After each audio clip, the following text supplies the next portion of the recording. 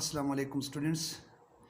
आज हम हल करेंगे एक्सरसाइज नंबर 1.3 का सवाल नंबर 8 हैं फाइंड एक्स एंड वाई। तो हमने यहाँ पर एक्स और वाई की वैल्यू हासिल करनी है। इफ़ एक्स प्लस वाई हमें एक मैट्रिक्स दिया गया है and X minus Y is equal to एक दूसरा मैट्रिक्स मौजूद है।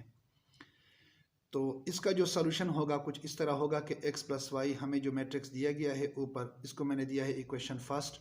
उसके बाद x माइनस वाई का जो मैट्रिक्स दिया गया है इसको मैं देता हूँ इक्वेशन सेकंड। तो फर्स्ट स्टेप में हम इक्वेशन फर्स्ट और इक्वेशन सेकंड को जमा करेंगे। तो आप देख सकते हैं adding equation first and second. तो इक्वेशन फर्स्ट और इक्वेशन सेकंड को हम जमा करते हैं। x प्लस वाई ये वाला, उसके बाद x माइनस वाई, तो ये x माइनस वाई इसके साथ क्या होगा, जमा होगा।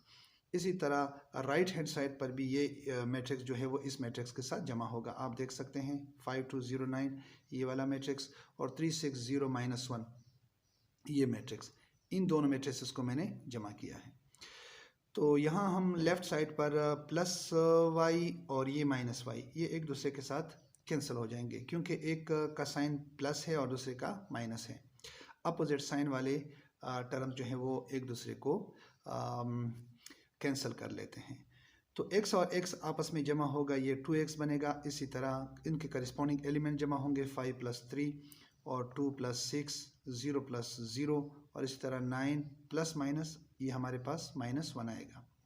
तो नेक्स्ट स्टेप में हमारे पास 2x will be equal to 5 + 3 8 यानी 8, 2 + 6 is equal to 8, 0 + 0 is equal to 0 and 9 - 1 is equal to 8।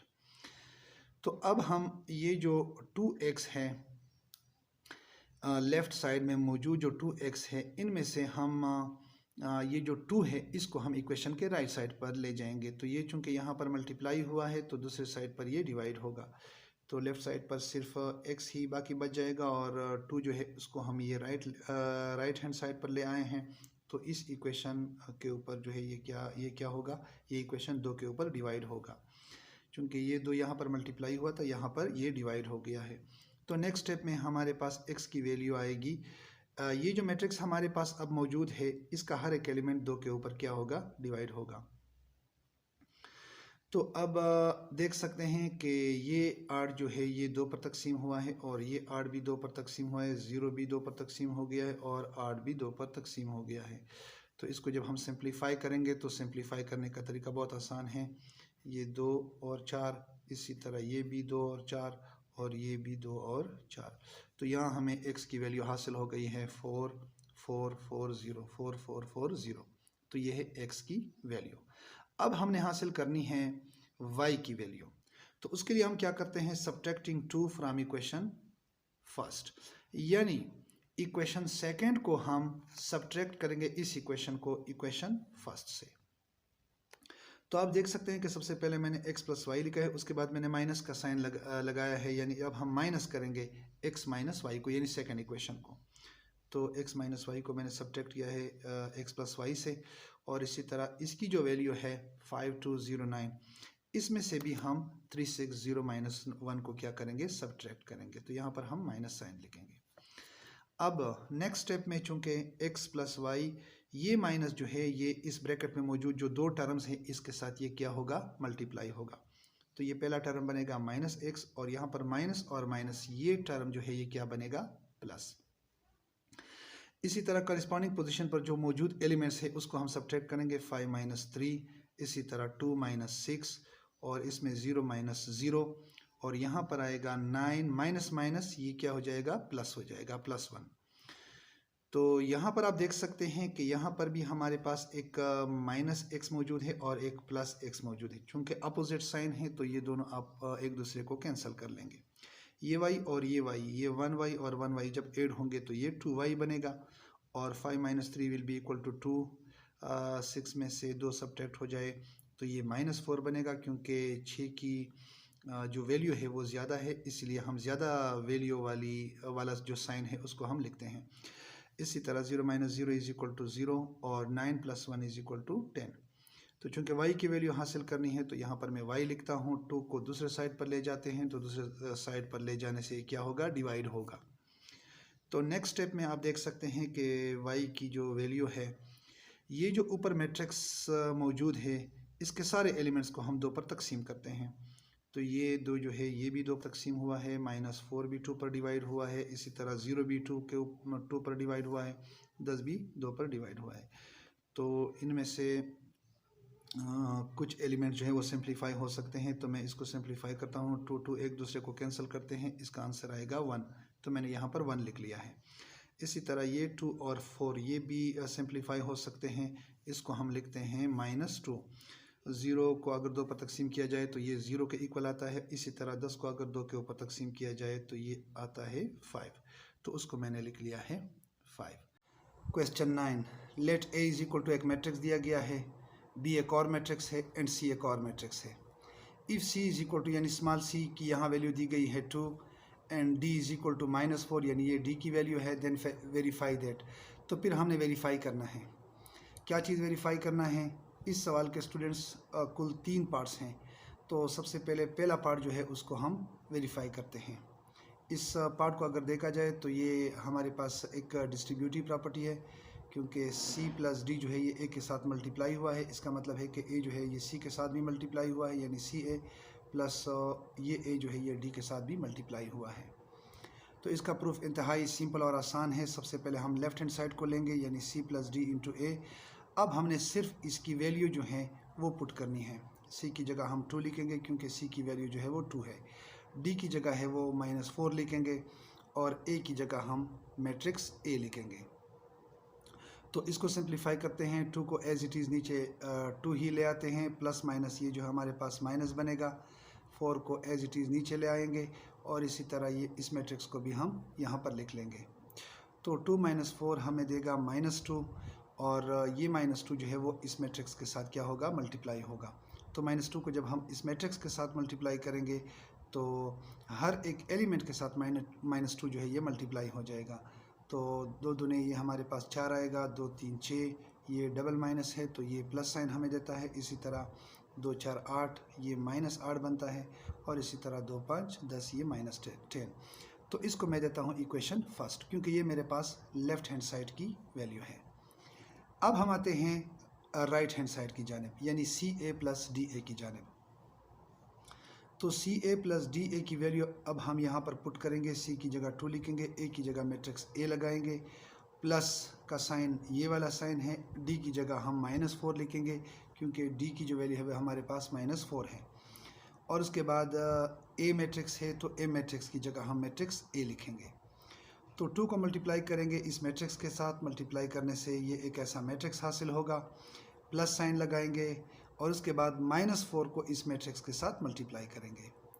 तो -4 को मल्टीप्लाई करने से ये बनेगा 4 दूने 8, ये साइन माइनस होगा क्योंकि 4 माइनस है, ये सारे साइन जो है वो चेंज हो जाएंगे। इसी तरह 4 3 12, ये डबल माइनस, और ये हमें प्लस साइन देता है। इसी तरह 4 4 16, ये -16 बनेगा, और 4 5 20, ये -20 बनेगा। अब जो लास्ट 2 मैट्रिसेस रह गए हैं, इनको हम आपस में क्या करेंगे, जमा करेंगे। तो ये हमारे पास आएगा 4 + -8, इसी तरह ये -6 प्लस -6 के साथ 12 ऐड होगा। डियर स्टूडेंट्स, ये +12 है। इसी तरह 8 प्लस माइनस ये माइनस होगा, और ये 16। इसी तरह 10 प्लस माइनस ये फिर माइनस, और ये हमारे पास यहाँ पर 20 आता है। तो इसको जब हम सिंप्लीफाई करेंगे तो 8 में से अगर 4 सब्ट्रैक्ट हो जाता है तो ये -4 बनता है। इसी तरह 12 में से अगर 6 जो है वो माइनस हो जाए तो फिर ये 6 बनता है। इसी तरह 16 - 8 जो है वो -8 बनता है, और 20 - 10 जो है वो -10 बनता है। तो इसको मैं देता हूँ इक्वेशन सेकंड। तो डियर स्टूडेंट्स, जब हम इक्वेशन फर्स्ट और 2 का कंपैरिजन करेंगे तो ये दोनों मैट्रिसेस जो हैं वो एक दूसरे के इक्वल हैं। तो नीचे हम लिखेंगे from equation first and second, यानी ये इक्वेशन फर्स्ट और इस सेकंड को देखते हुए वी सी दैट, हम ये देखते हैं कि C + D × A = CA + DA, यानी ये साबित हो गया।